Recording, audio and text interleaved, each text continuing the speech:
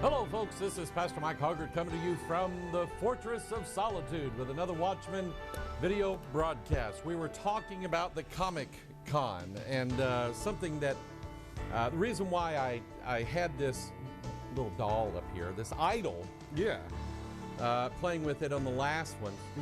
Somebody sent me this, and they said, Pastor Mike, you got to take a look at this now.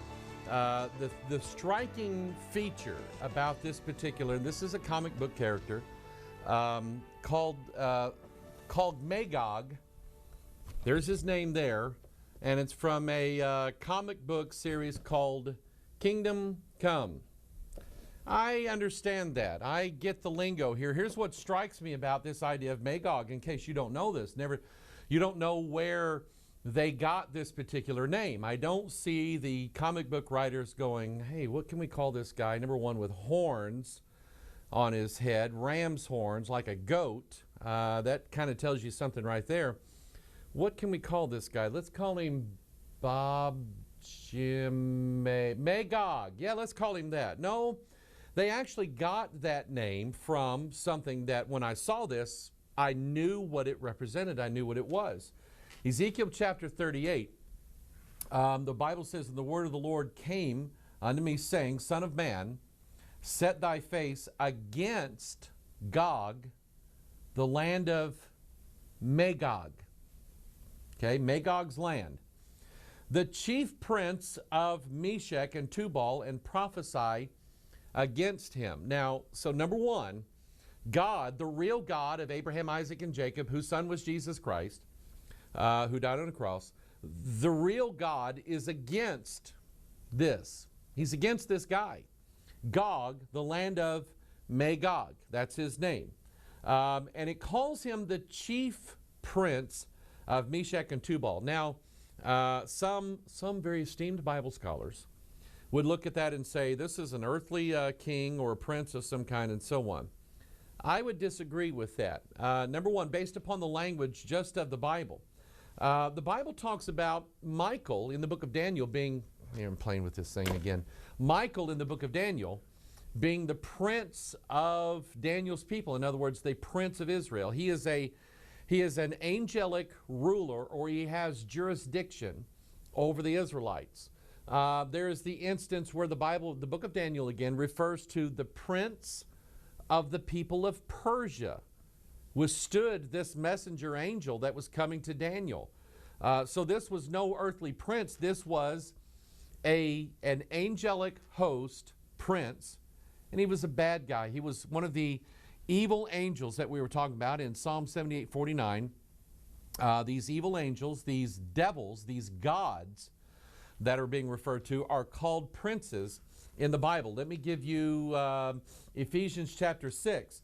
Verse 12, for we wrestle not against flesh and blood, but against principalities, against powers, against the rulers of the darkness of this world, against spiritual wickedness in high places. And so this thing here, this comic book character represents a god, an evil angel, a devil.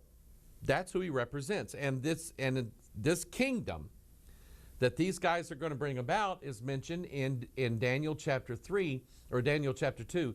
It's the fourth kingdom, a kingdom that is made up of principalities, powers, rulers of darkness, spiritual wickedness in high places, mingling themselves with the seed of men. It is iron and clay together. We're going to look at that aspect of it a little bit this week, more so into the next Watchman broadcast. I want to pick it up where we left off last time we met together on this subject of the whole comic book idea. Where do these characters come from? The Bible explains it to you in Genesis chapter 6. And it came to pass when men began to multiply on the face of the earth, and daughters were born unto them, that the sons of God, it's a reference to the angelic realm, saw the daughters of men that they were fair, and they took them wives of all which they chose. Then in verse 4 it says, there were giants in the earth in those days, and also after that, when the sons of God came in unto the daughters of men, and they bare children unto them, the same became mighty men which were of old, men of renown. So, number one, and not to just completely recover what we talked about and what we've talked about in previous broadcasts. But the Bible's teaching us that there was a time when the gods mated with human women. Evil angels, devils, mated with human women.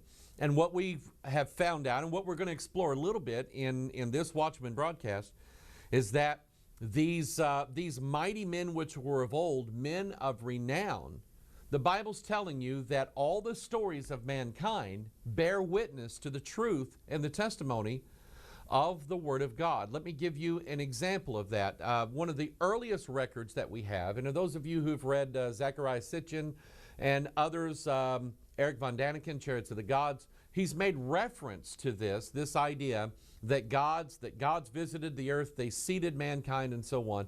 One of the earliest records that we have of that is what's called the Gilgamesh epic. Now, the Gilgamesh epic is noted in that, number one, it has a flood story. Just like all the stories around the earth, they all have this idea that a god or the gods spared a human and his family and some of the little animals on the earth because he was destroying the earth with a flood.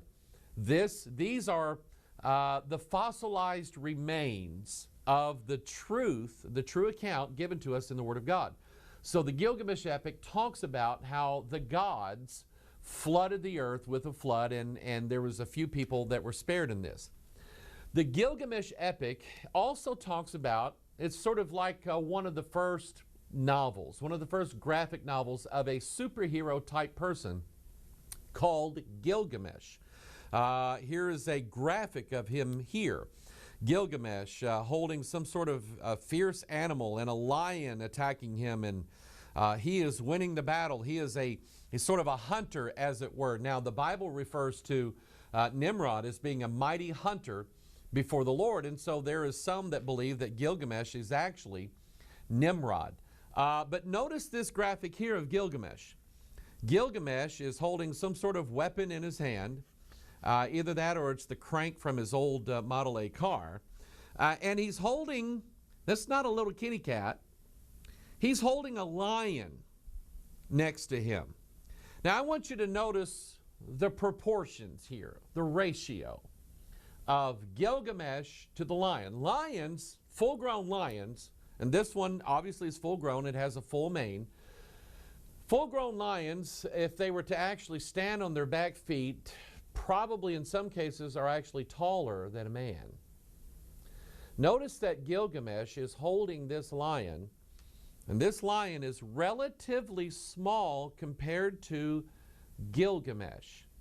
Who does that lead me to believe that Gilgamesh was? He was a mighty man of old, a man of renown, a giant, the offspring of the sons of God, evil angels, devils, gods, and the daughters of men. A hybrid, that's who he was. And so we look in the stories and the mythologies going all the way back to Samaria, the land of Shinar is what the Bible calls it. That's where the Tower of Babel was. That's where the kingdom of Babylon and where Nimrod actually was king. So there is a connection here, I believe, between Gilgamesh and King Nimrod in the Bible. And so these are stories that people told of the mighty men, the superheroes, the men who had great strength, the men who were tall, the titans and whatnot. These stories have been around for thousands of years. People told them at campfires, told them to their children. Their children dreamed of these mighty men who had superhero powers and so on. Well, that same idea and the same things are being retold today. We have the stories of mighty men, men who perform feats of strength, men who have great powers, men who are heroes, women who are heroes. There's even one in a comic book called, you guessed it, Gilgamesh. That's what it's called. Now, there is another story in the Bible that relates to us the accounts of these giants or these extremely large men with superhero powers, the mighty men of old, men of renown. It's in the book of Numbers. If you know anything about the Bible, the Israelites wandering through the wilderness for a year, God was ready to take them into Canaan land, the promised land that he had. But they sent 12 spies ahead to see what was there. When they came back, 10 of the spies said, we can't go in there. The land it's inhabited by giants, by mighty men of old, men of renown. They have built humongous fortresses. They are in leagues with one another. We can't fight these terrible, terrible men. We can't do it. Two of them, Joshua and Caleb, said, oh yeah, God said that we could do this. God said he could beat them for us if we would just go in. The Israelites listened to the 10. God made them die in the wilderness by wandering for 40 years. Here's the account given to us in the book of Numbers of what the spies saw in the land. Numbers 13:22. And they ascended by the south and came into Hebron, where Ahiman, Sheshai, Talmai, and the children of Anak, A-N-A-K, were. Now Hebron was built 7 years before Zoan in Egypt.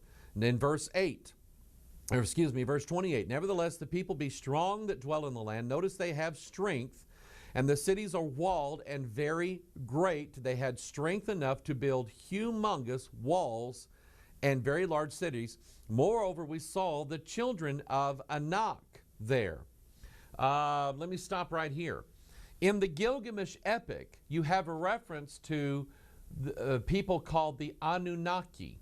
I believe that's the same people being referenced here in the book of Numbers, according to the Word of God, the children of Anak. Anak was one of these great big sort of godlike warrior kings who was a titan. He was a god. He was a demigod. He was a hybrid, the cross between the sons of God, these evil angels, and the daughters of men, a mighty man of old, man of renown. And so the Sumerians wrote of the Anunnaki, and here we have Anak. I see a verbal equivalent here.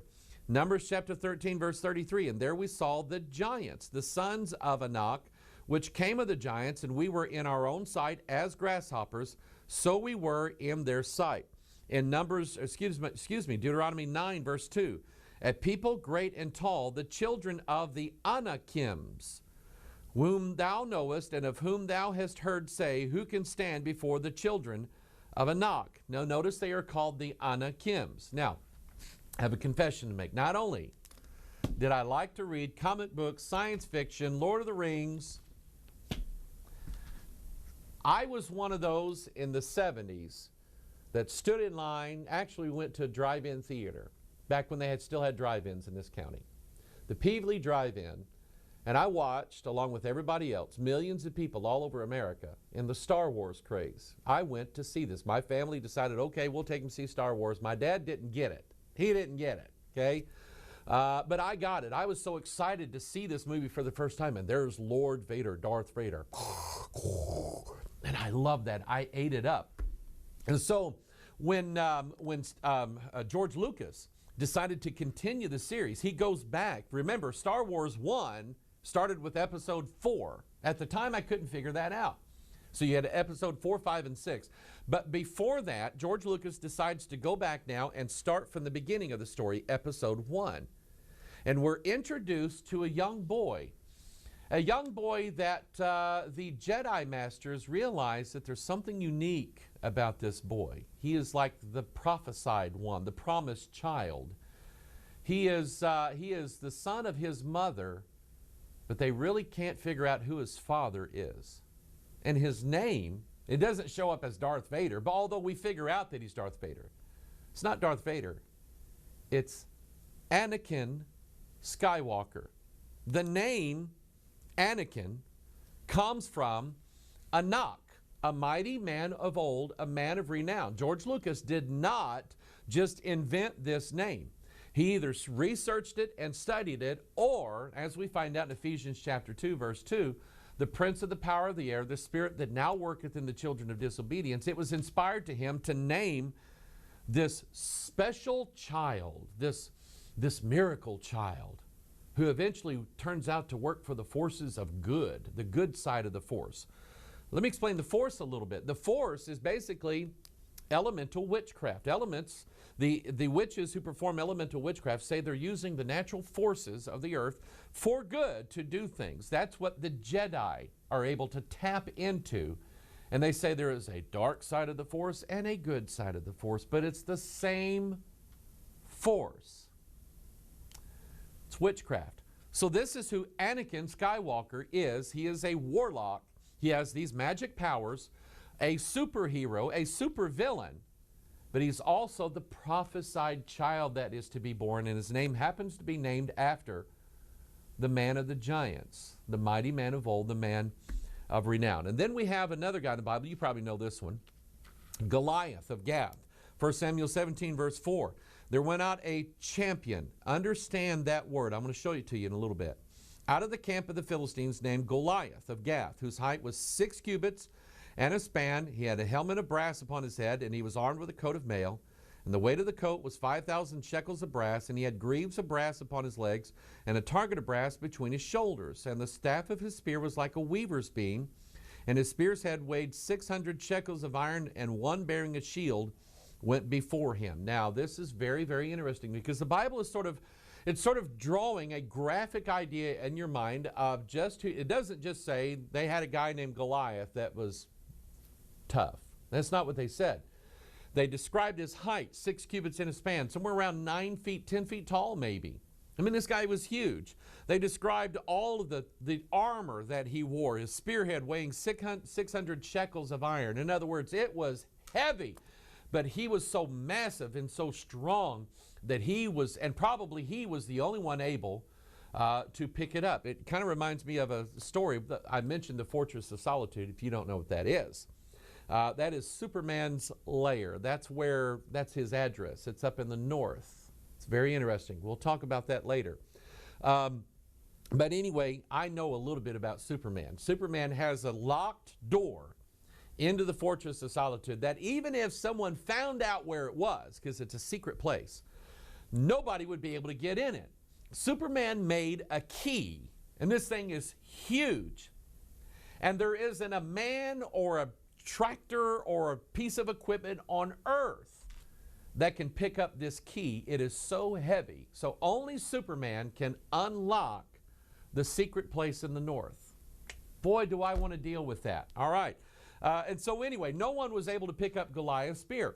So Goliath is mentioned as, number one, a giant. We find out from other scriptures that he was the child of that giant, probably Anak. So he was of the Anakim, the sons of God, the daughters of men, the mighty men of old, men of renown.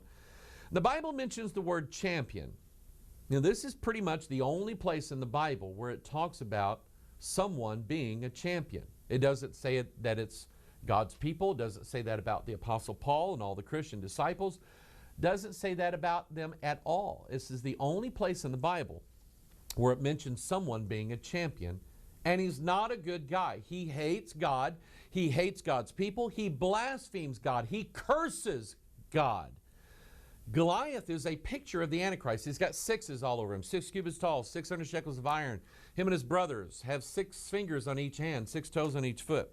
So he's a picture of the Antichrist. David, of course, being a picture of Jesus Christ himself. So it's no wonder. Here we have Marvel Comics Group. They took the name and the character Goliath, made a superhero out of him. And I just like looking at these. You think you're such a big man, Goliath. Here's where Vulcan cuts you down to size. Now, this is also interesting, too. So here we have this character named Vulcan. Do you know that etymologically, Vulcan, because Vulcan is the mythological god who forges iron and steel and stuff like that, more than likely named after Tubal-Cain. Tubal-Cain and Vulcan, they're related, who is of the offspring of Cain, whom God put a mark on. Very, very interesting, the names they come up with. We also have another from Arcana Comics. Arcana means a secret doctrine, a mystery is what it references. A superhero by the name of Champion. Now remember, Champion and Goliath, they all go together. They are the sons of Anak. They are the enemies of God. They are the product of evil angels, something that God told these angels you cannot marry. See those women down there? You can't have them. So they said, oh, okay. So they went down and they had them. They did exactly what God ordained them not to do. The Bible says they left their first estate in heaven and they came down and did that. We've actually seen movies where that was the case. And I'll show you that in a little bit pertaining to superheroes.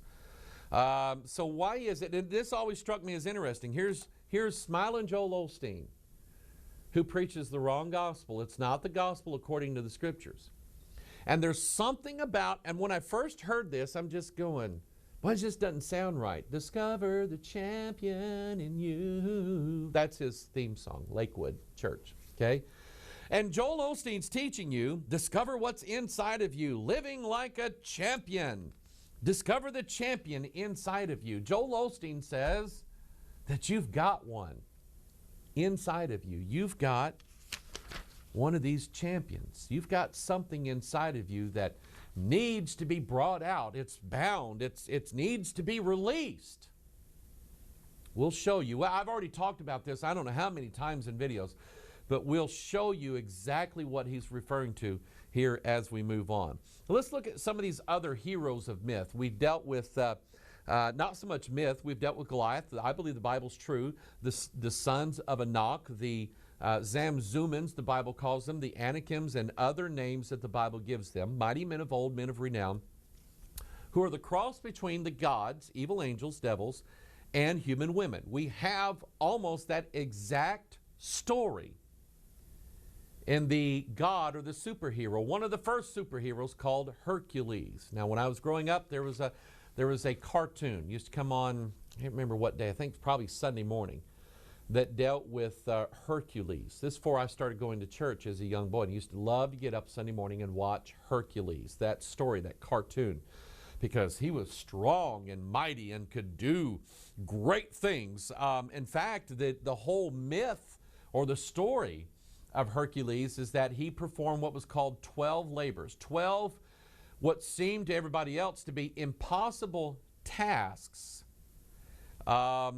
super strength. And Hercules was the offspring of a god and a human woman. So here is the Bible telling you that these are mighty men. They have strength, they have might, they have superpowers. They are men of old, men of renown. In other words, there was going to be stories told about these men, these giants, these titans. One of those stories is Hercules. And so the Bible's telling you, if you hear a story about it, here's the truth. Here's what really happened. So we go all the way back to Samaria. We go all the way through ancient Babylon, even in Israel. They told stories. They could tell stories of the mighty Samson. In Greek mythology, they were talking about these semi-gods, these titans who could perform these great feats. So now in modern times, we have movies, we have TV shows, Hercules, we have comic books. Here is the incredible Hercules. Look at the muscles on this guy. Massive muscles. Now, we all know, when we look at this, we see these muscles and we go, Charles Atlas never looked like that.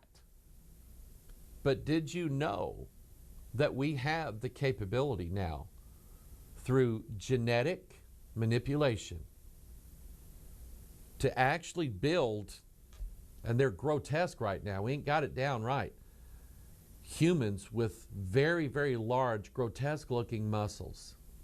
They're working on it right now.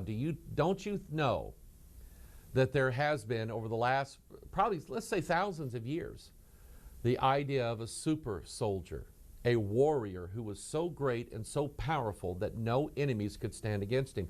The Philistines, they thought they had a shoe-in with Goliath. They had on their hands a real life super soldier. We know that Hitler was working on it. Doesn't stand to reason that the greatest superpower on the earth, the United States of America, probably Russia and China, are all looking for ways of having a soldier on the battlefield that cannot easily be destroyed. So this is not just mythology. This is true. One of the labors of Hercules was that he was to take over holding the earth up for Atlas. And there was a little trickery involved, and I won't get into the whole story. But remember Atlas. Remember Atlas was a half human, half god. Hercules, half human, half god. Incredible strength. They are holding the entire earth upon their shoulders. Atlas did it. Hercules did it for a while. Here's what that reminds me of, and I want you to follow me on this one, because I see everything as being sourced from the Word of God. We know and we're understanding that these These sons of Satan are a prefiguring of another Jesus, the Antichrist. Here is the responsibility of the real Christ. A prophecy, Isaiah chapter 9, verse 6, for unto us a child is born. Remember, Anakin was the prophesied child. For unto us a child is born, unto us a son is given, and the government shall be upon his shoulders. And we know, according to Scripture, that for 1,000 years, Christ is going to come, and he is literally going to reign for 1,000 years, and the government of the entire world is going to rest upon his shoulders. He's going to bear the burden of governing the entire earth for 1,000 years. The government literally will be upon his shoulder. So here we have in the mythology of old a sort of corrupted version of that. Only this is not Christ. This would be a prefiguring of a God, half human, who shoulders the entire earth upon his shoulder. The weight, the burden of the whole world is resting upon him. The reason why this stands out so much in my mind is that I remembered watching Superman Returns, which was a continuation of the Superman story started by Alexander Salkind in the mid-70s, the Superman the movie. So here we have this scene, and you look at it here. There's a scene from the comics. Here's a scene from Superman Returns. And he's holding the planet, the Daily Planet, on his shoulders. This scene is pulled right out of mythology. Here, whoever wrote the story, devised the script, was the producer, director, whatever, had this idea of Superman holding the world on his entire shoulders, the government being upon his shoulders. So it is a picture of a Christ, but not the real Christ, an anti-Christ, another Jesus. The whole Superman idea is that he is a replacement savior for the real Jesus. Now let's look at some of these others. Some of these mighty men of old, men of renown, these mythologies. We have Horus. Horus is the hawk god. And I want you to consider this as you look at the idea of symbols. I believe the Bible explains what all these symbols are all about. In Mark chapter 4, Jesus taught a parable, and he used symbolic language in teaching this parable. He talked about a sower went out to sow seed, and some fell by the wayside, and the fowls of the air came and devoured it up. He then explains in Mark chapter 4, he also does it in the 2 of the other Gospels, exactly what is meant by fowls of the air, because he actually says, these are the seed is the word of God. So it's someone going out, handing out tracts or preaching, preaching to people or witnessing to people or whatever. And the wayside are people who don't care, and they have their life totally enveloped in sin. And he says the devil comes down and gobbles up or eats up the word as soon as it's thrown out there. So he's telling you that fowls or flying winged birds are a picture of angels, evil angels, devils. So here we have Horus. I want you to look at him. He is half angel, half human. Where did this come from?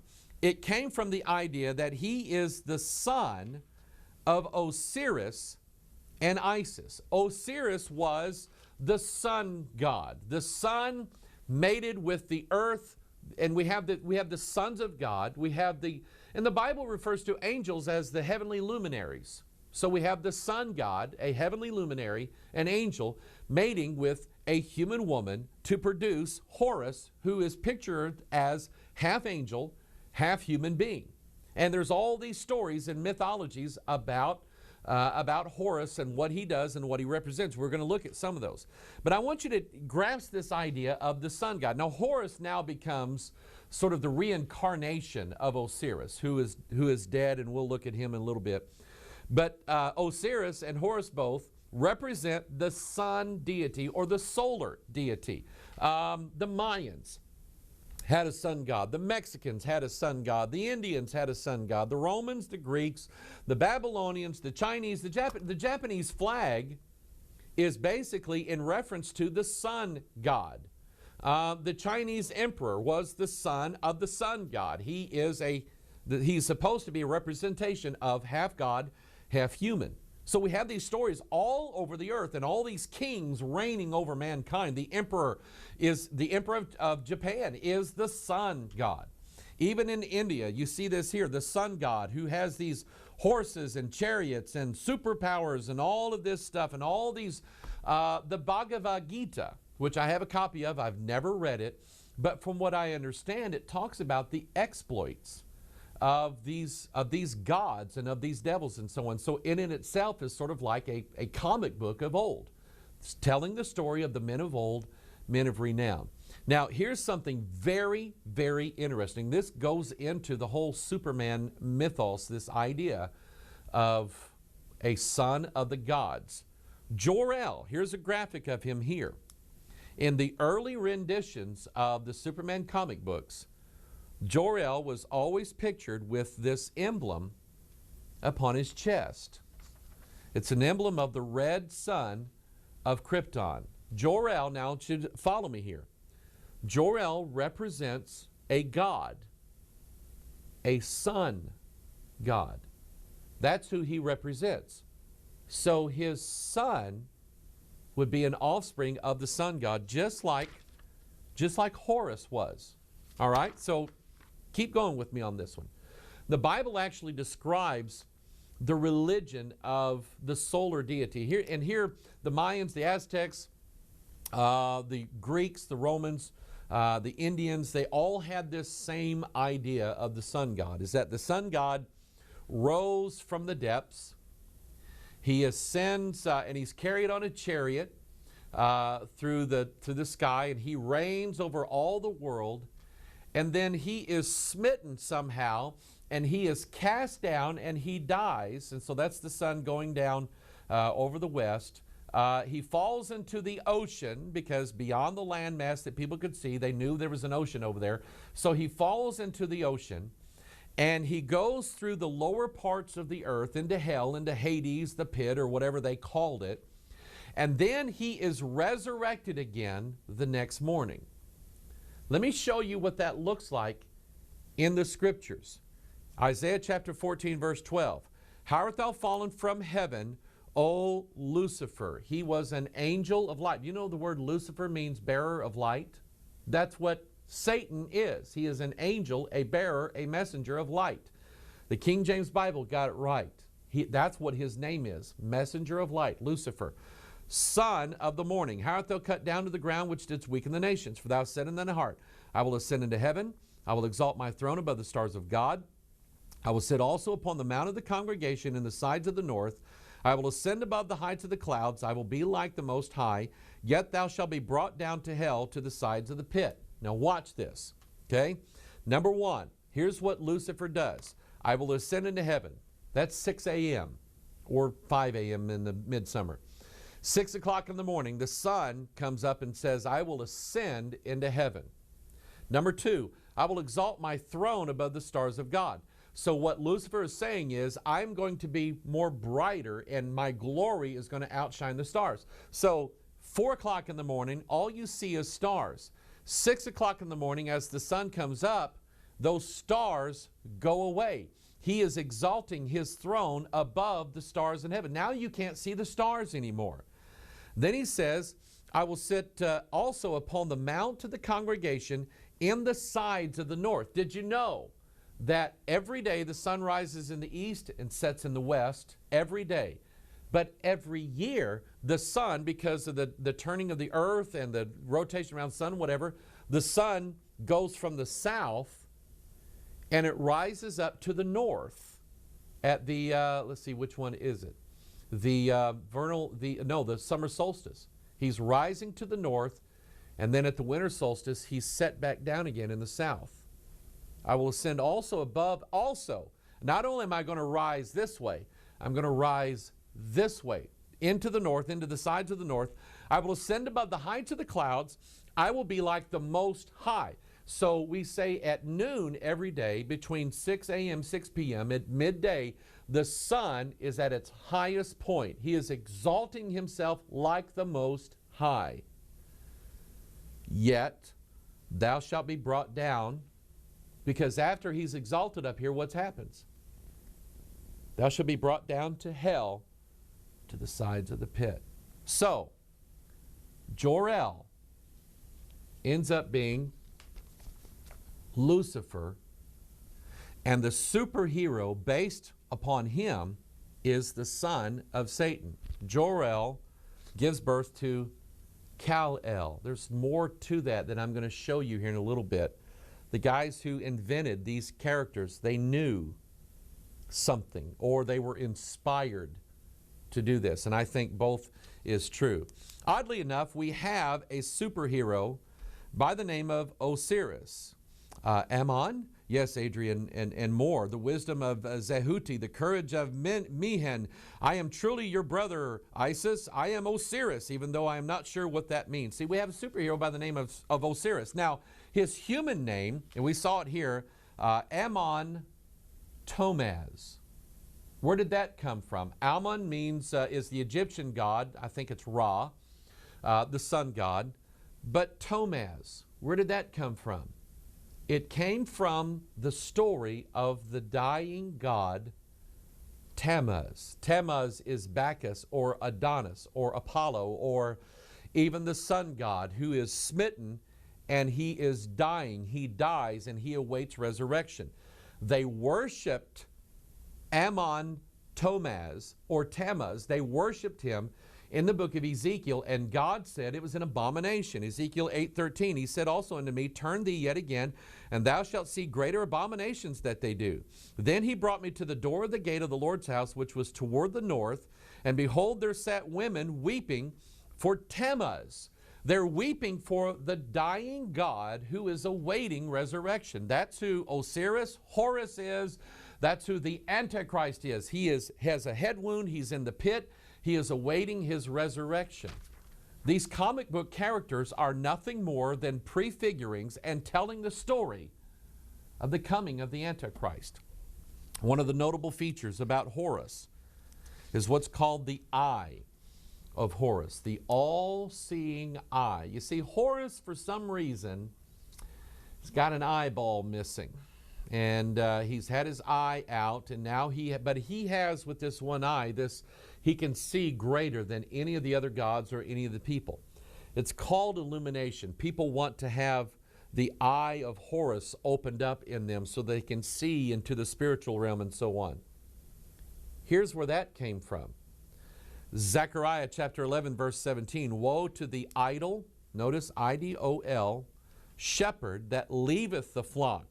The sword shall be upon his arm and upon his right eye. His arm shall be clean dried up, and his right eye shall be utterly darkened. His right eye darkened, taken out. So when you hear stories of Cyclops, it's a representation of those gods who have had one eye darkened, and yet the other eye is an eye of illumination. It is what people are seeking after. Notice in this graphic up here that it's the all-seeing eye of Horus that is undertaking or favoring the undertaking of a new world order. It sits atop the pyramid. In other words, this is the Antichrist. And all of these comic books are drawing people to the idea of the coming superhero God who's going to save mankind. They have comic book conventions all over the country. Now, when I was growing up, comic books were for kids. And you bought old comic books at yard sales. You bought new comic books if you had the money at Walmart or wherever it is your mom took you shopping. I didn't know any kids that actually had a subscription to these things. They just, when they got money, they got comic books, and we treated them like dirt, all right? We put them in, I had a big metal box I stored all mine in. Didn't take very good care of them. But now, I mean, these things are like huge. It's not just geeks anymore that read comic books. They have comic book conventions called the Comic Con. Isn't that amazing? That's a catchy name, isn't it? The Comic Con. Here's their logo. It's Horus's eye of illumination. It's the same one that's on here. It's everywhere. It's the eye of illumination. They're trying to illuminate people and teach them these stories so that when they see the reality, or He is going to be the desire. Just like Jesus was the desire of the nations, this Antichrist is going to be the lustful desire of the people of mankind. They want to be like Superman, Hawkman, so on. Going back to Osiris, remember that Horus is the son of Osiris, the sun god, and he is the son of a human woman. There is a Masonic symbol, a Masonic device called the Pythagorean triangle. It was named after Pythagoras, P-Y-T-H. He gets his name from the python. Pythagoras was this learned sage who had the illumination of the serpent in him. That's why they called him Pythagoras. He is the one that devised the idea of how to find the third angle of any kind of a triangle. And there's a formula. It's called a squared plus b squared equals c squared. So if you know the length of line A and the length of line B, and you square those two, you'll get the sum of that, which is c squared. You don't have to know a lot of math. Just follow me here. So here's how you'll see in a lot of old Masonic books and Masonic emblems, you'll see the Pythagorean triangle, and it always has the triangle and the squares around it. Here's what it represents. You have a squared, which represents Osiris, the god, the male. B squared, remember, they're added together. A squared plus B squared. B squared is Isis. And when those two are added together and squared, you get the sum of that. Horus, the illuminated, notice his Illuminati eyeball here. Notice that he is related to the Ankh, which is the cross, like an X, with a female oval on top of it. It's the male and the female together, the sons of God and the daughters of men together. That's what he represents. And amazingly, we see this in these comic book characters. They are the offspring of something. Jor-El giving birth to Kal-El and so on. And this all takes us back to the giants in the earth in those days. And also after that, the sons of God came into the daughters of men. They bear children to them. The offspring of the sons of God and the daughters of men. That's what Horus represents. So now remember, Horus was the hawk god. So we have Hawkman, DC Comics. He is modeled. They didn't just say, I wonder if we could have like Kangaroo Man. No, that won't work. Let's try Hawkman. Yeah. No, he was modeled, inspired by spirits, modeled after the son of God, daughters of man, their offspring, Horus. Hawkman is a prefiguring, a telling of the story of the superhero that's going to come, the Antichrist. And there's some dispute about this, one of the books that I've used for my sources is Our Gods Wear Spandex. I got some information from that. He theorizes that the word hero itself comes from the Greek rendition of the word Horus. Could very well be true. So we've dealt with Osiris, we've dealt with Horus. What about Isis? I used to get up way early in the morning, Saturday morning. See, kids, I'm old school. Not so old school like my grandparents' old school, but I grew up in the age of television. I grew up in the age of turning the knob by hand, okay? I was the remote control in our house. Mike, turn it on channel 5. Okay, Dad, I turned the channel on. Now we got it easy. I say, son, hand me the remote. I turned my own channel. I used to get up 5:30, 6 o'clock on Saturday morning because Saturday was the only day that cartoons came on. And that was in the day when we had 1, 2, 3, 4, 5, 6, like 7 channels on TV, okay? And I'd get up early Saturday morning and watch the Farm Report just so I wouldn't miss the first cartoons and kid shows that came on about 7 o'clock Central Time Saturday morning on ABC, CBS, NBC. I'd never missed one, and I had my favorites. And one of them was, there was a block of programming. It was called the Shazam Isis Hour. And we'll talk about Shazam. But Isis was one of these characters that they invented for Saturday morning. It wasn't a cartoon, it was a live action show. And it was called The Secrets of Isis. Now, it started out, here again, we have a super heroine, a goddess. We have a woman who is a normal human being who, upon a discovery of finding this sacred, she's an archaeologist, and she finds this secret amulet. And she discovers that when she puts this amulet on and says the words, "Oh, mighty Isis, Isis, Isis, Isis," she is transformed into this goddess. She can fly, she can read people's minds, she can do stuff. She's this superhero lady. Now, here's the thing. Now, Isis is the goddess. And I'll tell you a little bit more about her as we go on. But she becomes a god. She becomes a human with god-like powers. And my sister, she actually liked watching this because it was a girl. And we're going, oh, we wish we could. We used to play like I was Shazam and she was Isis. We had this in our minds that we wanted to be these characters. We wanted these powers. Didn't even dawn on me how dangerous this was and how against Bible Christianity this is. Now, the amulet that she found, I want you to notice here, the secrets of Isis. She wears this on her forehead.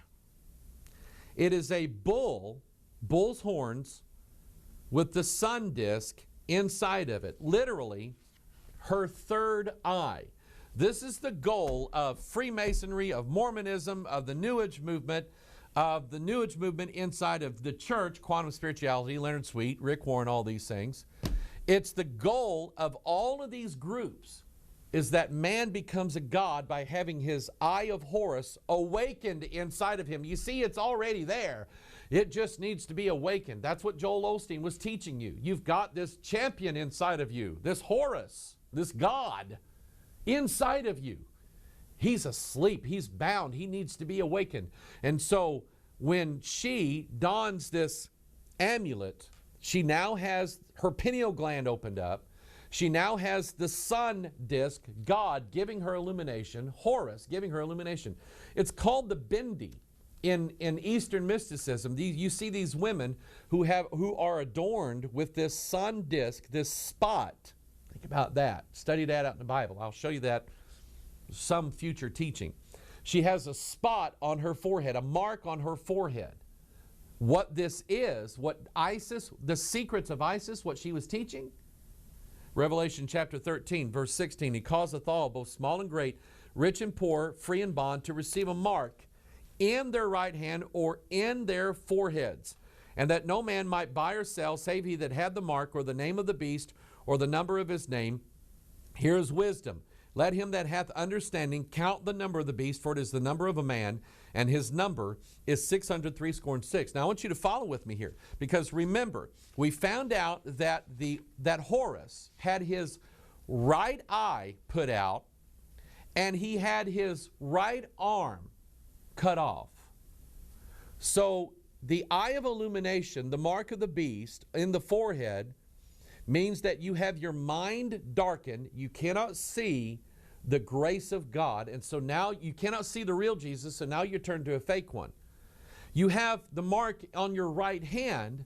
Now your right hand has no power. Right hand is the arm of strength. Right hand is where God's book is. It is where the Son of God is. So now you cannot be saved because you have the mark exactly where the beast, the idol shepherd, had his stuff either cut off or cut out. Isn't that amazing? Those who take this mark are having the grace of God through the New Testament cut off of them, and they're having the illumination. They cannot see who the real Jesus is, so now they follow the fake one. The mark on the forehead, that's the secret that Isis is teaching. I wanted to follow that. Me and my sister wanted to follow that. Here's another super heroine. Wonder Woman. Notice that she has a mark on her forehead too. It's a star, a pentagram. Thou hast said in thine heart, I will ascend into heaven, I will exalt my throne. I will sit also upon the mount of the congregation. I will ascend above the heights of the clouds. I will be like the Most High. That's what that pentagram represents. Wonder Woman. And she has a story all of her own. Now, Wonder Woman was more than just a comic book, as is what's going on in this world. They're turning all of these comics into movies, TV shows, cartoons, or whatever. People are getting, so if you don't read comic books, I guarantee you, you're seeing these movies. And Wonder Woman was one of those movies. It came out in the 70s. My dad, he liked to watch Bugs Bunny with me, but he never was really interested in ISIS. But for some reason, Dad never missed an episode of Wonder Woman. Linda Carter. I never could figure out why back then. But he never missed an episode of Wonder Woman. Okay? So here's Wonder Woman, and she has a story too. Her name is Diana. Her earth name, her human name is Diana Prince. Remember who Magog was. Remember the prince of the people of Persia. Remember principalities. Because her real name as a goddess, as an Amazon woman, these warrior, godlike women who have these powers and they hate men like Jezebel. Her name was Princess Diana. I'm going to show you that in a little bit. She is described as being as beautiful as Aphrodite, that's the goddess of sex. Wise as Athena, she's the owls mentioned in the book of Isaiah. Stronger than Hercules, he's a son of the gods. Swifter than Mercury, we're going to look at Mercury here in a little. Mercury is like Adonis and Bacchus and Dionysus and all these dying gods. Tammuz, that's who he is. Come from a race of warrior women called the Amazons, endowed with the powers of the gods. These Amazons were warrior queens. Here's an image of them. And basically these Amazons were stories of old that people told of this mythological island where all these women, these fierce, godlike powered women that hated men, lived. And so that's the story of Wonder Woman. We have sort of a crossbreed of that. You remember Xena, warrior princess, endowed with these superpowers, this super heroine woman given powers of the gods. I want you to notice that if you look back at Linda Carter's outfit, you don't really pay much attention to the eagle that's on her. But if you look at the graphic cartoon or the comic book version of Wonder Woman, you see that she bears the power of an eagle. Now, remember what I told you, that in symbolism, a bird, like the double eagle on the front of the Masonic book, represents a spirit, an angel. They have wings. A god or a goddess, as it were, an evil angel. So Wonder Woman derives, and this is basically from the storyline of Wonder Woman, she derives her powers from the eagle god, the flying god. Now I want to show you this from the Bible. You know that ancient Rome used this same symbol as a symbol of their conquesting powers. Adolf Hitler, the same thing, the Nazi eagle that was out to take over all the other nations of the world. The Bible tells you what it is, so you don't have to guess. By the way, there's another nation uses that same symbol. Deuteronomy chapter 28, verse 49, the Lord shall bring a nation against thee from far, from the end of the earth, as swift as the eagle flieth. A nation whose tongue thou shalt not understand, a nation of fierce countenance, which shall not regard the person of the old, nor show favor to the young. So God is described, he says, number one, a nation whose tongue you should not understand, a nation of fierce countenance. Now I've talked a lot about this before, but Daniel describes the king of fierce countenance. He is of this nation, described as the eagle nation. Remember, eagles were an abomination. You could not eat an eagle. I think the rule of thumb in what you could eat as far as birds is concerned was if it ate seeds, you could eat it, like a dove and chicken. You could not eat an eagle or a vulture because they consumed flesh. They represented fleshly appetites and so on. So basically, the eagle represents this evil nation that's coming. This is why Rome used it as a sign of conquest. Hitler used it as a sign of conquest. Wonder Woman, she comes with the power of this nation and king of fierce countenance. She literally has the spirit of the gods giving her her power. Now, her name, Princess Diana. That name comes right from the scripture. We note in Acts chapter 19, verse 27, They're talking so that not only this our craft is in danger to be set at naught, but also that the temple of the great goddess Diana should be despised, and her magnificence should be destroyed, whom all Asia and the world worshipeth. Great is Diana of the Ephesians. So here we have a comic book character. Isis, Wonder Woman, Xena, warrior princess, all modeled after this one female goddess. She is called in the book of Acts Diana, great as Diana of the Ephesians. But they also mention that Asia and the whole world worships her. The Greeks called her Diana. The Romans called her Venus. Aphrodite, the god of Eros, or lovemaking. She is the fertility goddess. Did you know that Diana and Isis, the same thing? Isis, Ishtar, Ashtaroth from the Old Testament, whom God said you're not to worship, not have anything to do with it. So Wonder Woman and Isis, God said you're not supposed to have anything to do with them. You're not supposed to follow them. The enemies of God. Other names all throughout history. The Mayans worshiped the fertility goddess. The Aztecs, the Peruvians, the ancient Indians, Native Americans worshiped. The Indians from India worshiped her. I think she was Shakti.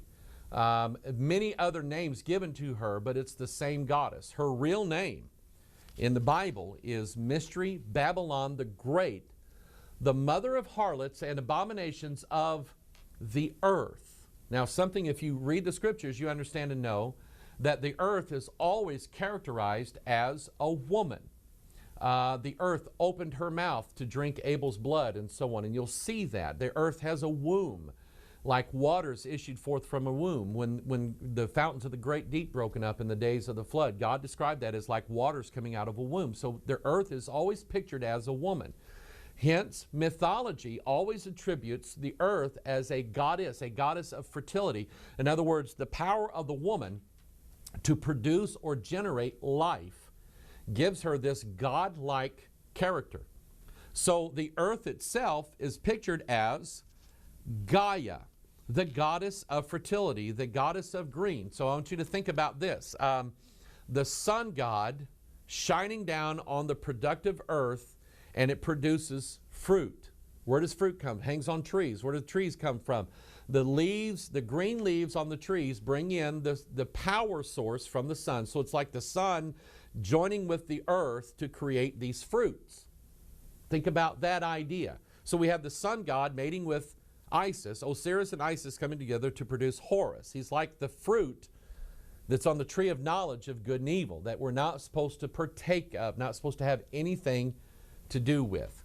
Ted Turner, Turner Broadcasting, a New Ager, okay, worships the earth. So he invents this cartoon character, this comic book superhero called Captain Planet. And he's green, and he says, the power is yours. And you find these teenagers, these children, who represent earth, air, fire, water, and then heart or spirit or ether. And they have these powers inside of them. And they decide to use them for good because Gaia, the mother goddess, is going, oh, the bulldozers are pushing down the trees and they're harming me. It's hurting me. Oh, we need someone to save the planet. So she teaches the children that if they join forces, they can create a force. Think about it, elemental witchcraft. They can create a force that will bring forth, coming up out of the pit, Captain Planet. Spirit of the earth, Gaia, bringing forth Captain Planet, the green man. You see, and we don't see it much in America, although we do, we just don't recognize it. Captain Planet is a derivative of the green man, or in England, he's referred to as Jack on the Green. The English people, they love the word Jack. There's Jack and the Beanstalk, Jack on the Green, One-Eyed Jack. Anyway, Jack on the Green man. You'll see him always characterized in sculptures or in paintings or ornamentation as a green face of leaves and twigs and sticks and branches and things like that. Talking trees, as it were. We have that same idea here in America. He's called the Jolly Green Giant. He is the God of the earth. He is the son of the productive earth who has mated with the sun. That's who the Jolly Green Giant is. We have a superhero character named after Jack on the Green, or the Green Man, who is a picture of the Antichrist, the Green Arrow. Who else? Robin Hood. Notice that the Green Arrow sort of looks like Robin of the Hood.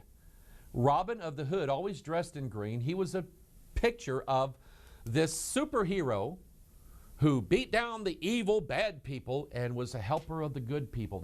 See, these stories have been told for centuries. Back in the old days of England, he was Robin of the Hood. Now he's the Green Arrow. Now he's the Hulk, another green man. What does the Bible have to say about these guys? I'm just showing you that the Bible is telling you who these characters really are. Deuteronomy 12:2, ye shall utterly destroy all the places wherein the nations which ye shall possess served their gods. Remember what gods are, evil angels. Upon the high mountains and upon the hills, under every green tree, a sacred place, one of the most sacred places in order to worship this god Baal, or this dying god Tammuz, was always under trees like evergreens or things like that. When did people start putting evergreen trees in their houses? Think about it, all right? I'm not condemning anybody for having a Christmas tree. I don't do that. But this idea, let's talk about the Druids for a minute. The Druids always worshipped oak trees, and there's a reason why. Some worshipped pine trees, and so the pine cone was a sacred symbol of the offspring, or what came out of the pine tree. This is why the gland, the eye of Horus inside of your brain, is called the pineal gland, the pineal gland, because it actually looks like a little pine cone. The pine cone represents what came out of the tree, the fruit that the tree produced. Are you following me here? Because the idea is that Osiris was killed by this evil Nephthys, and Isis took his body and hid it inside of a wooden casket or a tree, the trunk of a tree. That's where she hid him at. And so he awaits resurrection out of the tree. So this is why in the Old Testament days, when they went to worship Baal or Tammuz, the dying god, they did so worshiping under a green tree. God said in Psalm 37:35, I have seen the wicked in great power. Notice, the wicked, spreading himself like a green bay tree. You know what that is? The emperors of Rome were adorned with a green bay laurel, like a crown. The Olympians, stop right here. The Olympians, the gods who dwelt on Mount Olympus, and their offspring, those who could do the heroic feats. So they had the Olympic Games, where the mighty men would perform feats of great strength. They would wrestle in the gymnos. Gymnos is where we get the word gymnastics and gymnasium. Gymnos is a Greek word for naked. You know why? Because when guys grappled back then, they didn't wear any clothes. They wrestled naked. And the reason why was so that your opponent could not use your clothes against you. Pagans did that, not Christians. But anyway, look here. They decided a few years ago at the Olympic Games to adorn everybody's head with these green bay laurel crowns. A crown, a king. Think of that. That's what that's a picture of, the green man. The green bay laurel. Then we get into the god Mercury. I talked about him a little while ago. That's who Wonder Woman has part of the power. She has the swiftness of Mercury. Mercury is a messenger god. He's a guide of the souls to the underworld, which is hell. In other words, he's taking everybody to hell. sort of what it means. He's similar to Hermes. He is, watch this now, this is very important. He is the bridge between the God world and the earth. He's like the messenger between it. He joins them together, and I'll show you what that means in a little bit. He is a messenger, hence he is an angel. That's what the word angel means, a messenger or a message bearer. He's a keeper of the mysteries, the mystery doctrines. Let's see here. Morals and Dogma is called an esoteric book. And those who take Freemasonry seriously don't let anybody in on their secrets. They don't like to, see, they're calling themselves now, we're not a secret society. We're a society with secrets. Have you ever heard of something being hermetically sealed? That means it's based upon the god Hermes or Mercury, in that he was a keeper of the secrets, keeper of the secret doctrine. We can't tell anybody what this is about. He's the author of a book called the Emerald Tablet. The Emerald Tablet was this idea of, I'll explain it like this. The civilization before the earth in Atlantis had all this advanced knowledge of immortality and stuff like that, knowing that the world was going to be destroyed with a flood, wrote these secret mystery doctrines down on 2 pillars. That's the same pillars of Jacob and Boaz that are in the temple. And wrote these secret mysteries down on these 2 pillars so they could survive the flood. Hermes then found the pillars and wrote it down in what's called the Emerald Tablet. What's written on the Emerald Tablet is the key to man's immortality. In other words, how man becomes a god. It is sort of like the anti-Bible, the lost word. Now, the real word of God is Jesus Christ and his Bible, his word. So the lost word of Masonry, and the Emerald Tablet and the keys to man's immortality and all this stuff, it's the Antichrist. That's what Mercury is a messenger of. So notice that Mercury, he's got a rod in his hand with these little serpents on it. Notice that he has wings on his head. That just kind of looks weird. So he is an angel with wings. He's a god. And he has a rod in his hand with DNA on it and wings. Here's another rendition of that. It's called the caduceus. Notice the 2 serpents. They represent man's DNA. And coming out of man's DNA is a rod with wings. Now remember, one of the names for Jesus in the Old Testament was the rod. Do you remember how when Moses cast his rod to the ground that it became a serpent? That rod was a picture of Christ. Pharaoh's magicians did the exact same thing. The rod, their rods became serpents. That rod is with wings is a picture of an evil angel, the beast, the Antichrist. I was looking for graphics like this one. I came across this one and I went, oh. You remember House? Now, let me go into this just for a minute.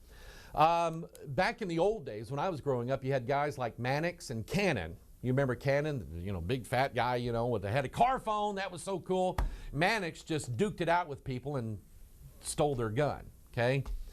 But now we have these superhero sleuth detectives like The Mentalist. I watched The Mentalist who has this ability to read people and tell whether or not they're telling the truth, and he's deductive reasoning.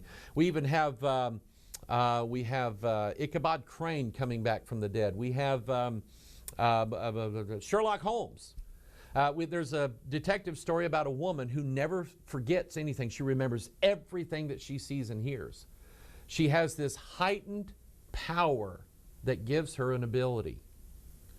Remember House.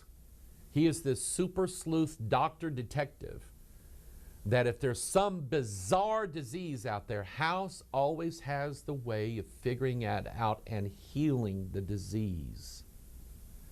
That's why he's rendered this way. Because the whole idea of the Antichrist, the great work, the secret doctrine, is that he is going to be a cure for all of man's diseases. Hence, bringing mankind to immortality. That's exactly what the devil promised in the Garden of Eden. Man's immortality. You shall never die. You shall be as gods, knowing good and evil. So we have the comic book character of the Flash. who was modeled exactly after Mercury. The wings, the speed that he has, the lightning bolt on his chest. Jesus said, I saw Satan fall from heaven as a bolt of lightning. We have the god Thor. Thor, whose hammer gives him his power, and he's able to conquer all of his enemies with his superhero powers. He is a god. He is a son of the gods. In the rendering that Marvel made of him, he is the son of Odin. Odin is what we get Wednesday. You ever wonder why Wednesday was spelled the way it was? It's the god Odin. And so Thor is the son of the gods, Odin, and he has his superhero hammer that only he has the ability to pick up and use. Only he can wield the sacred hammer. It's sort of like the key into the fortress of solitude, or Goliath's spearhead. Only Goliath can pick that thing up. Do you remember watching the movie The Avengers? Of course you watched it. Everybody did. You went to see The Avengers, and you remember the scene where Thor was fighting with the Hulk. And the Hulk was getting the best of him, so Thor decided to throw his hammer, and the Hulk went after it. And the Hulk, who can do anything, cannot pick up the hammer. Did you remember that scene? That's why. Because the idea is that only Thor has the right to use the hammer. He has all power. Not even Hulk can pick it up. And so Thor just goes like that, and the hammer comes to him. Like the Jedi who do that with their lightsaber. Okay? Thor's hammer. I noted that in the movie Thor, his hammer had this character on it. Let's see here. It's called a triquetra. And it represents, it's sort of related to what we saw a while ago, the caduceus, where you have two strands of DNA and then one rising out of it. It's basically a symbol for immortality or rebirth. There it is on the New King James Version of the Bible. Here it is. You've seen me use this before. The Aquarian conspiracy, same symbol. What it represents is that mankind is going to be a god by means of what this symbol represents. The champion's going to rise up out of us and turn us all into immortals. It's going to heal all of our diseases. Do you believe that? That's what they teach. That's what the devil promised Eve in the Garden of Eden. Now, here's the thing. Thor is one of these gods who dies, is buried on the earth, and then he's resurrected to save the world.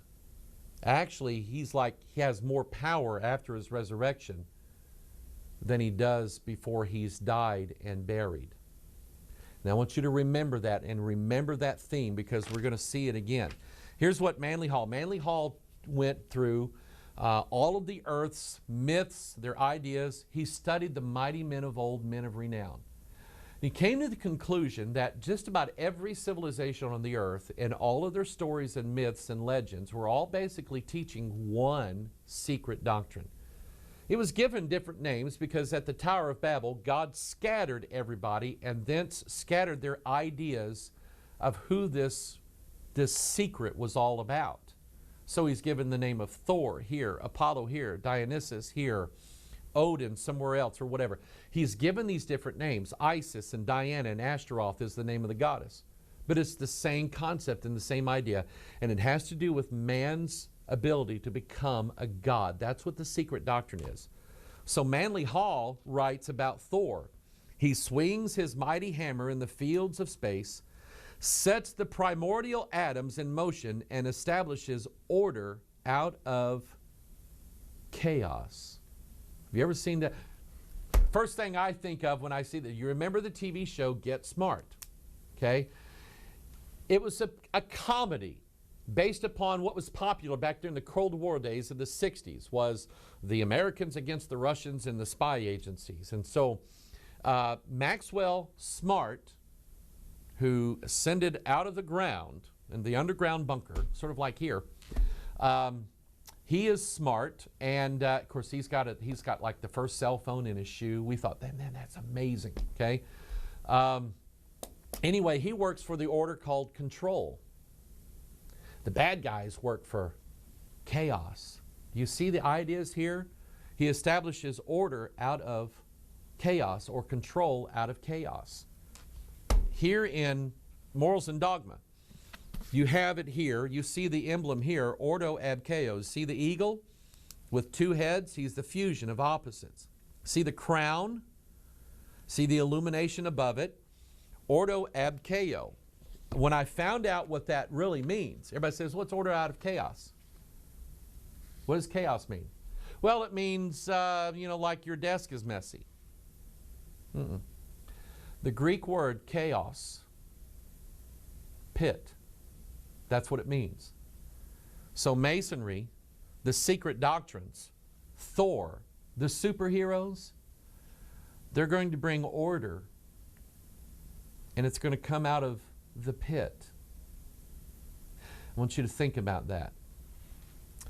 The guy who was originally tapped to write the screenplay for the movie Thor, and it was revised after he did what he did with it, April 2006, screenwriter and Thor fan Mark Protasevich wrote a script for the film which he described as, quote, an Old Testament God who becomes a New Testament God. Stop right here. Christ, the Bible specifically says Christ was the Lord of the Old Testament. Christ came, He is God in the flesh. He came made under the law. He was made of the law. Christ was the law that was against us. And He dies, and now He is more powerful now that He has been resurrected than He was in His old life. You see, the law was in force, but it could not make man perfect. That's what the law couldn't do. The Old Testament. Anybody follows the Old Testament, well, you got to live right and keep the Ten Commandments. Nobody does it.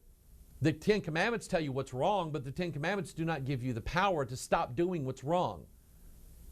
So after Christ dies and fulfills the Old Testament, now He's resurrected. Now all power has been given unto me unto heaven and earth. That's what He said. Now He sits to the right hand of the Father, and He is with the Father, interceding. Now He's more powerful than He was when He died. Does that ring a bell to anybody? That's what the guy said. It's about a guy, an Old Testament God who becomes a New Testament God. That's the guy that wrote it. Where did that come from? Are these guys atheists that don't believe in anything spiritual whatsoever, that just, they laugh at Egyptology and mythology? No. These are students of the arcane religions, the secret mystery doctrines. And they know exactly what they're doing. It's like, who's the lady that wrote Harry Potter? How did she come up with all that stuff? She either studied it and knew what she was talking about and was a witch, or it was inspired to her. I think it's probably a combination of the both. Let's look at the aquatic gods. And we're dealing with gods of mythology, gods of old, men of renown. We have King Neptune. Stop right here. Percy Jackson, this character in these movies now, in these children's novels, finds out that his father is Neptune. And if you remember, Percy Jackson, I have only seen the first 10 minutes of Percy Jackson. In the first 2 minutes of the movie, you see this boy sitting at the bottom of the pool. He's just sitting there. And then they show him rising up out of the water. And they were talking to him, Percy, you know what? I just like being underwater. It's the beast that rises up out of the sea, a son of the gods. That's who Perseus Jackson is. He's the son of Neptune. Neptune has the trident, and the trident is basically, essentially, this symbol. It's like the 3 degrees in the Blue Lodge. It's the trident. It's the triquetra, or the triskela, or the priest giving you the 3 fingers. Okay? He's showing you what's to come. The trident is a symbol of immortality or godhood, eternal life. You have Dagon, the fish god. Actually, he's half human and half fish. In the book of Judges, they worshipped him. Then the lords of the Philistines gathered them together for to offer a great sacrifice unto Dagon, their god, and to rejoice, for they said, Our God hath delivered Samson, our enemy, into our hand. And when the people saw him, they praised their God, for they said, Our God hath delivered into our hands our enemy, and the destroyer of our country, which slew many of us. How many superhero movies, books, comic books, cartoons have this same idea? We have this evil person who's trying to take over the world, and then we have our superhero, our God, who saves us. And in this case, he was Dagon, half human, half fish. We find in 1 Samuel chapter 5 that the Philistines took the ark of God, they brought it into the house of Dagon and set it by Dagon. And they have Ashdod. Ashdod was a land of giants. Arose early on the morrow. Behold, Dagon was fallen upon his face to the earth before the ark of the Lord. And they took Dagon and set him in his place again. And when they arose early in the morning, behold, Dagon was fallen upon his face to the ground before the ark of the Lord. And the head of Dagon and both the palms of his hands were cut off upon the threshold. Only the stump of Dagon was left him. Now, I want you to see this, all right? The head of Dagon was the fish part. The stump of him was the human part. The God part of him was destroyed, but it awaits resurrection. It's still in the stump, like the trunk of the tree, or, hidden inside the pine tree, or the casket of Osiris, or whatever it is. It's all the same concept, that God is latent. He awaits resurrection one of these days. The idea of Dagon, I've talked about this before, the Catholic priests who wear the Dagon fish hats. Go back to this old graphic here. See the miters? That's what Catholic priests and bishops and popes wear to this day. Their religion is the religion of Dagon. Half sea creature, half human. They're Merovingian kings. The Da Vinci Code and all of these other things. The Merovingian from The Matrix. These are all modeled after King Merove, whose birth was from a human woman and a Leviathan, a sea creature, a god, mating with a human woman, producing these fleur-de-lis bearing kings. The fleur-de-lis is like the trident. It's like the triquetra. It's something rising up out of the middle of the two. It's man's DNA. That's where they're getting these concepts from. That's who Dagon was.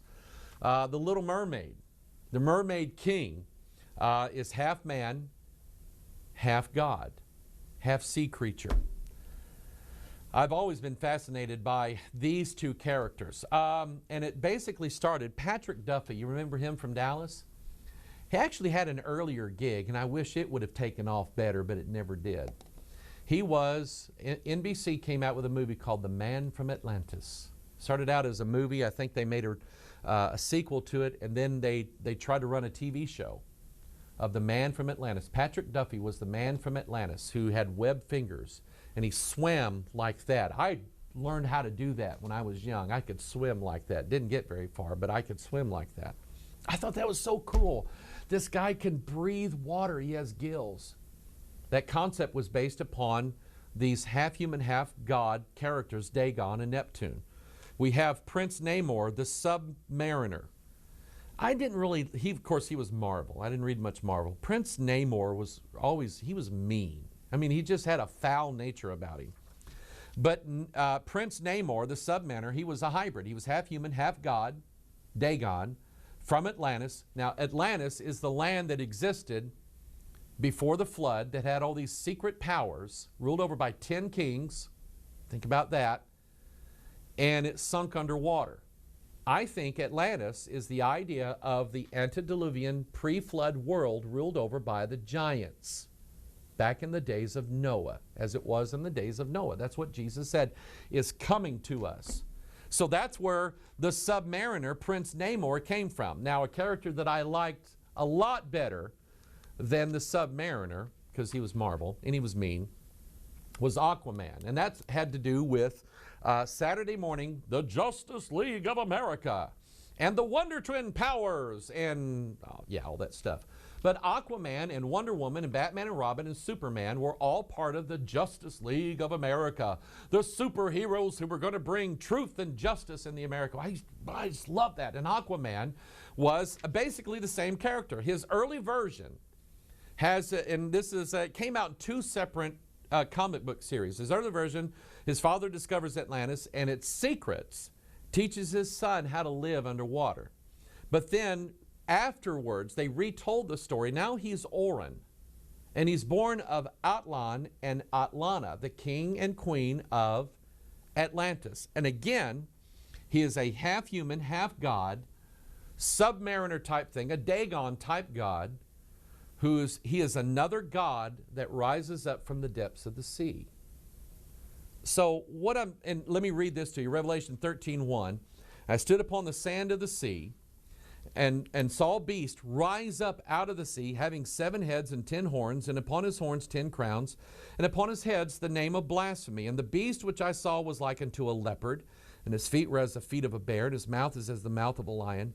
And the dragon, that's Leviathan according to the Bible, gave him his power and his seat and great authority. You see, Aquaman, just like Prince Namor, these are God kings that rise up out of the water. Now, Revelation 13:18 sort of gives you the gel or the consistency of this half human, half God thing. Watch this. Revelation 13:18. Here's wisdom.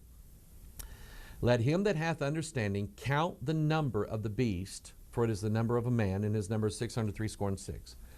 Notice that. Let's go back and look at Dagon. And I'm almost done for today.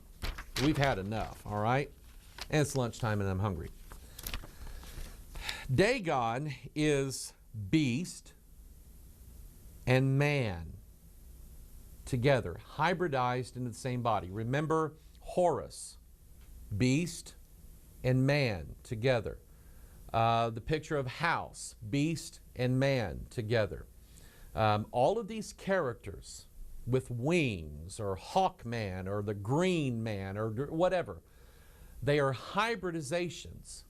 They are the offspring. They are half beast, half God, and half human.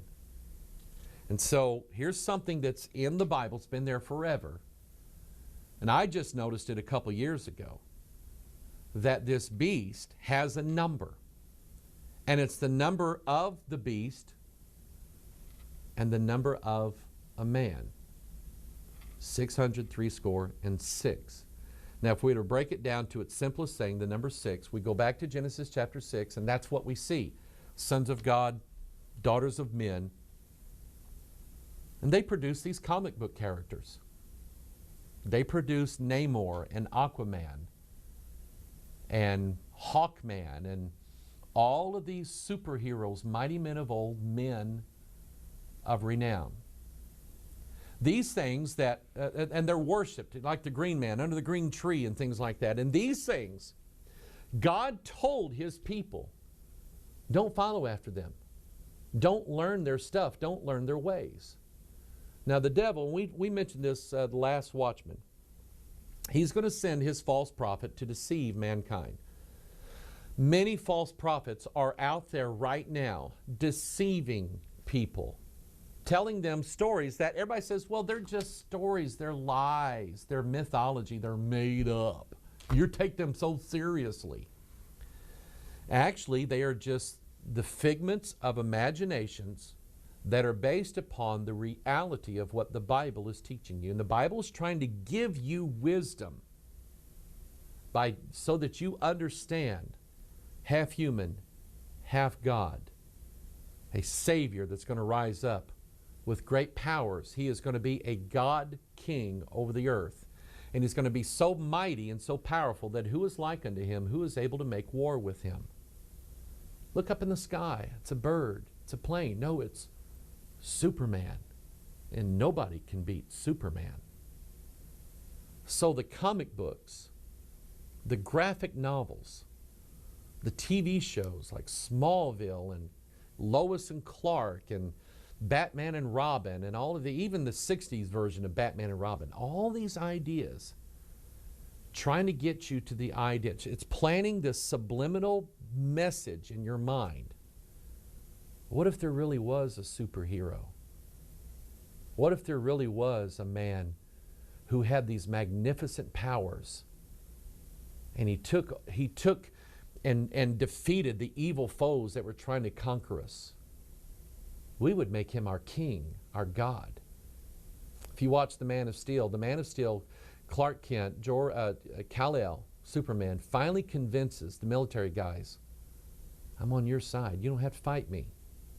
I'm on your side. The whole world is going to wonder after the beast, who has the number of a man. They're going to worship him. And God was telling us all throughout the scriptures, don't do it. Don't learn their ways. Don't do it. It may look like mythology now, like science fiction. But even I saw a brief interview with Leonard Nimoy, Spock, half human, half Vulcan. Remember that? Tubal-Cain? Half human, half God, or half alien. Leonard Nimoy talks about, he said, you know, you remember watching Star Trek in the 60s, and they had the tricorders, and they had this, and they had the other. He said, we have that now. And it's a general idea that your thoughts do produce fruit. Be careful, little eyes, what you see, little ears, what you hear. But the idea that these myths, according to the Word of God, there really is a son of Satan. And he really is going to take over the world. That's what's being taught. I have a ton more information to give you. And I'm not trying to just drag this out. I've spent a lot of work and a lot of research. And I've had this in my mind to do for a long time now. And starting next week, we're going to get into this idea of the dying God. Because we mentioned Thor a while ago. He's died, he's buried, he's brought back to life, and he has greater power after that. Boy, wait till you see what I've got on this one. So we're going to talk about a lot of things coming up, and including what the end game of all of this is. Where is it headed? And we're going to talk about where these guys got their ideas. You'd be amazed. So anyway, that's coming up in the next Watchman video broadcast. I hope you've enjoyed this one. And I hope it's been educating to you. Those of you who, let's say you've never heard of me, never considered the Bible much, but you love comic books. There is a Comic Con. It's setting you up to believe a lie. Don't fall for it. There's actually, God has greater people in the Bible. Greater is he that is in me than he that is in the world. This Bible has better stories than that, I promise you. Anyway, God bless you. We'll see you next time. Bye-bye.